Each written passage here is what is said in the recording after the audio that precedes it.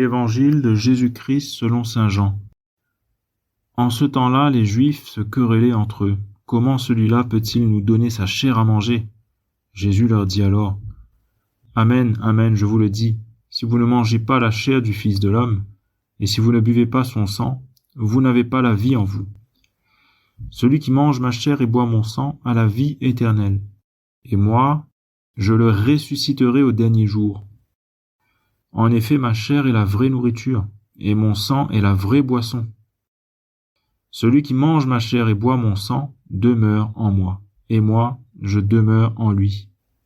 De même que le Père, qui est vivant, m'a envoyé, et que moi je vis par le Père, de même, celui qui me mange, lui aussi, vivra par moi.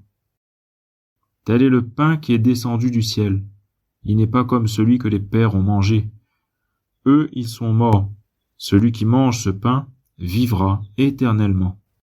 Voilà ce que Jésus a dit alors qu'il enseignait à la synagogue de Capharnaüm.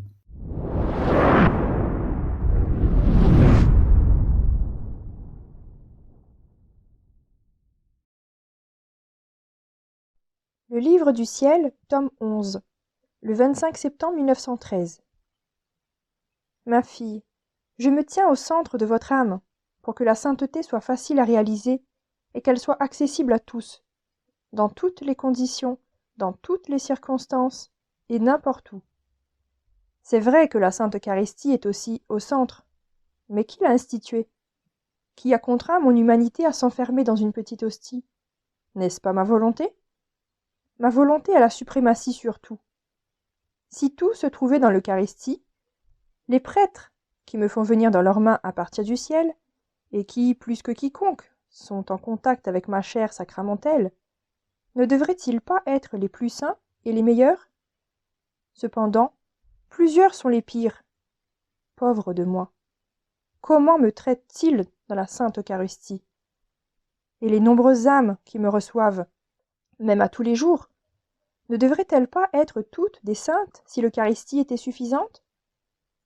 En réalité, et cela est à faire pleurer, beaucoup de ces âmes restent toujours au même point, vaines, irascibles, pointilleuses, etc.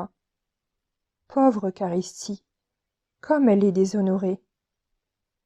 Par contre, on peut voir des mères qui vivent dans ma volonté, sans pouvoir me recevoir à chaque jour à cause de leurs conditions, non pas qu'elles ne le désirent pas, et qui sont patientes et charitables, et qui dégagent la fragrance de mes vertus eucharistiques.